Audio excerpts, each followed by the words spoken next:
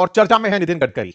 चर्चा हालांकि बहुत दिन से, लेकिन इस बार कुछ अनोखी चर्चा है। अनोखी चर्चा ये कि नितिन गडकरी हाईकोर्ट पहुंच गए हैं शिकायत लेकर कुछ सोशल मीडिया इन्फ्लुएंसर्स की।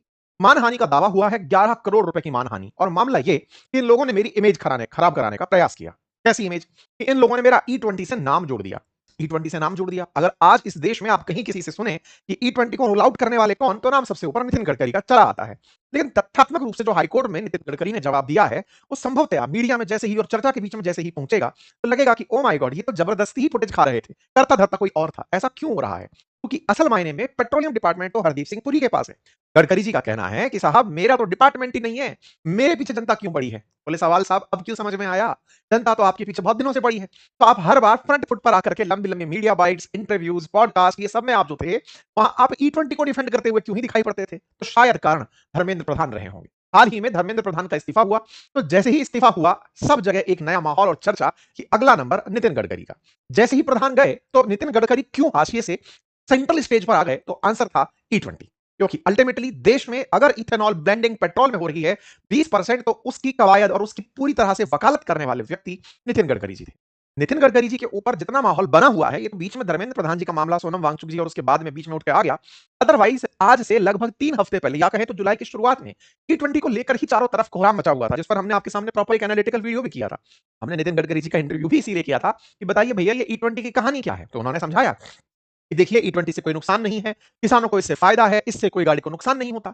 लेकिन किसानों को फायदा है, ये वाला सवाल लोगों के दिमाग में सेट नहीं हो पाया। क्यों नहीं हो पाया? बोले किसान तो अभी भी गेहूं, गन्ना, जो भी सामान या शुगर केन वो बेच रहा है, वो थोड़ी इथेनॉल बना के बेच रहा है। किसान का बार बार नाम लेकर ये सिंपैथी कार्ड बटोरने की क्या जरूरत है? सवाल इसलिए बड़ा बना क्योंकि किसान तो आपको मंडी में ले जाकर अनाज बेच दे रहा है। उसके बाद आप खुद ही फूड कॉर्पोरेशन ऑफ इंडिया से उठाकर अनाज परचेज करते हैं और उन्हें उन शुगर मिल रिफाइनरीज को देते हैं जो आपको इथेनॉल बनाकर देती हैं।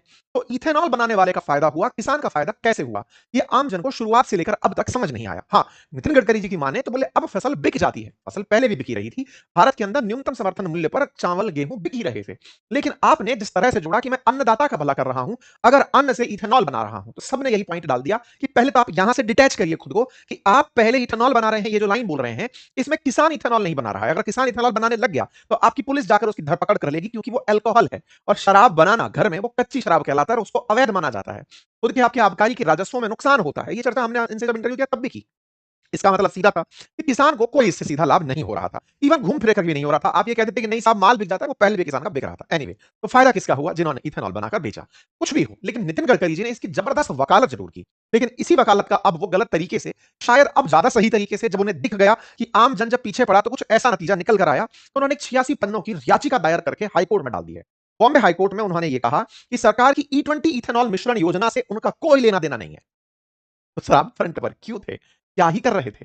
उन्होंने मेटा, एक्स, गूगल, यूट्यूब और कुछ अज्ञात सोशल मीडिया यूजर्स के खिलाफ कोर्ट में केस कर दिया है और कहा है कि एआई से बने फर्जी वीडियो, तस्वीर हटाए जाएं। साथ ही 11 करोड़ रुपए का हर्जाना भी इन्होंने मांगा है। इन्होंने 86 पन्ने की याचिका में उस मिश्रण योजना से खुद को पूरी तरह अलग करते हुए कहा कि मैं तो सड़क परिवहन मंत्री हूं, मेरा पेट्रोलियम मंत्रालय से कोई लेना देना नहीं है, पेट्रोल तो हरदीप सिंह पुरी जी मिलाते हैं। ये जो बॉल पास इट ऑन होते होते अब हरदीप सिंह पुरी जी के पास पहुंच गई है, जिनका नाम एप्स्टीन फाइल में आने के बाद से किसी प्रकार से प्रबंधित होकर फिलहाल मीडिया में नहीं है। लेकिन क्या पता इनकी इस याचिका से हरदीप सिंह पुरी जी अब फ्रंट फेस पर आपको दिखाई देने लगे, क्योंकि गडकरी जी ने उठाकर वो बॉल दूसरे के हाथ में डाल दी, ये पकड़ो तुम खेलो इससे।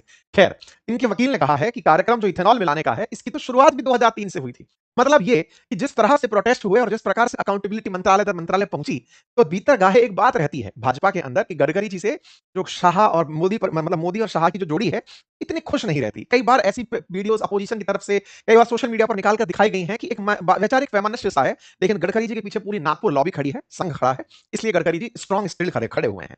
लेकिन अब जो हो रहा है, क्योंकि धर्मेंद्र प्रधान भी संघ से ही आते थे और इस्तीफा उनका ले लिया गया, ऐसे में संघ से ही आने वाले गडकरी जी ने तत्काल प्रभाव से जैसे ही ये लाइन बोली कि सुनो भाई, ये काम आज का भी नहीं है, 2003 से शुरू हुआ है, मतलब बीजेपी का भी कोई लेना देना नहीं है, ये तो यूपीए सरकार के सामने चला हुआ आ रहा है। तो उन्होंने प्रॉपर तरीके से कि साहब इस समय पर इतनी इतनी ब्रांडिंग हुई। तो मैं आपको सारा अपडेट दूंगा और ये भी बताऊंगा कि क्या वाकई में इसमें नितिन गडकरी जी का कोई कंट्रीब्यूशन है भी कि नहीं है।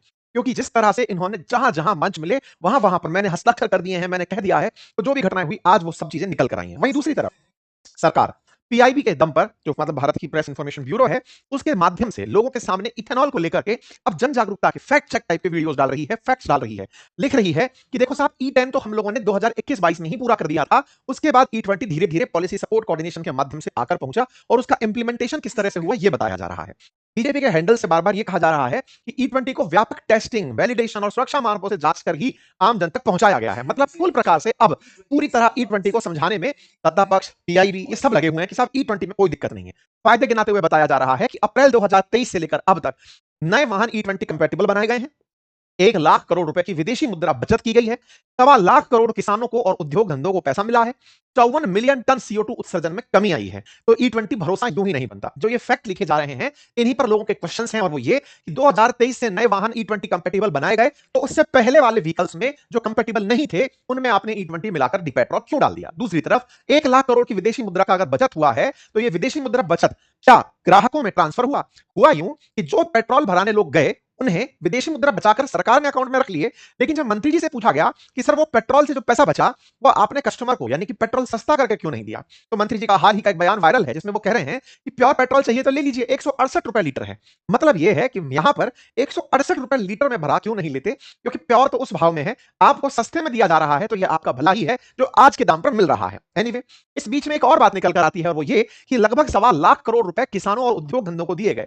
किसानों को उनकी फसल बेचने का ही पैसा मिला। इथेनॉल का कोई उन्हें अलग से एडवांटेज नहीं दिया गया कि तुम्हारे गेहूं से या चावल से या गन्ने से इथेनॉल बनी है, तो ये लोग तुम्हारे पास अतिरिक्त पैसा मिलेगा, बाकी किसी और का गेहूं चावल जो गन्ना है उससे आपका इथेनॉल नहीं बना है, तो आपको नॉर्मल भाव मिलेगा। ऐसा नहीं है। देश में जो एमएसपी है उसी के आधार पर ही ये सारी चीजें खरीदी और बेची जा रही हैं। वहीं दूसरी तरफ जहां तक CO2 उत्सर्जन की बात में कमी की कही गई है, कार्बन डाइऑक्साइड उत्सर्जन में जो कमी हुई है इथेनॉल की वजह से, वहीं पर एक फैक्ट और जो काउंटर में पूछा जा रहा है वो ये कि इथेनॉल को प्रोड्यूस करने में पानी बहुत खर्च होता है। जब इथेनॉल बनाते हैं तो इधर CO2 बचा रहे हैं, वहां ड्रिंकिंग वाटर जो पहले से ही बहुत कम है उसके अंदर कमी आ रही है। तो कैसे आप इसे जस्टिफाई करेंगे? अब यहां पर काउंटर क्वेश्चन चल रहे हैं। फिलहाल गडकरी जी की बयान पर आते हैं, क्योंकि उन्होंने साफ कहा कि मेरा इससे कोई लेना देना नहीं है, ये तो हरदीप सिंह पुरी जी के मंत्रालय में आता है। तो देखिए इनका मंत्रालय चेक कर लेते हैं। नितिन गडकरी जी फिलहाल रोड ट्रांसपोर्ट मिनिस्टर हैं। इनके पास ये मंत्रालय जब से भाजपा सरकार आई है, रोड ट्रांसपोर्ट और हाईवे 2014 से है।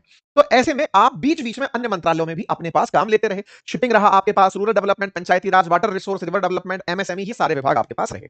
लेकिन जहां तक बात हो ई20 फ्यूल की, तो आपने देश में ई20 को अपनी तरफ से कि भाई मैं हूं उस सोच का व्यक्ति जो इथेनॉल ब्लेंडिंग को उचित ठहराता है, यह एक मुहिम छिड़ी थी। 2016 का एक ज्ञात डॉक्यूमेंट हमें मिला जिसमें आपने कहा कि दिल्ली पॉल्यूशन मेरी लाइफ को परेशान कर रहा है। जो दिल्ली के अंदर पॉल्यूशन है उसके पीछे असल में पंजाब हरियाणा के अंदर जलाई जाने वाली जो भी भूसी है, जिसकी वजह से जो बच जाता है स्ट्रॉ है, उसकी वजह से धुआं होती है और दिल्ली में पॉल्यूशन होता है। तो आपने कहा Delhi pollution impacted my life, rice straw जो चावल की जो स्ट्रॉ बच गई वो people burn causes pollution and can be used to produce second generation ethanol which can be blended with petrol। तो आपने सलाह देते हुए कहा कि उस इथेनॉल का इस्तेमाल किया जा सकता है, क्योंकि उस राइस की जो भूसी है उस भूसी से इथेनॉल बनाया जा सकता है और बना करके उससे इथेनॉल बना करके पेट्रोल के अंदर उसे मिलाया जा सकता है। और 2018 के अंदर कैबिनेट ने national policy on biofuel apply करी, जिसमें corn, cassava, damaged food grain जैसे wheat, broken rice, rotten potato, unfit जो human consumption for human ethanol ethanol production है, उनसे बायोफ्यूल बनाने की बात की गई। 2017 से लेकर के 2023-24 तक का अगर डेटा उठाएं तो ऐसी बहुत सी जगह जानकारी निकलती है जब सरकार ने अपने स्तर पर इथेनॉल की बातें की हैं।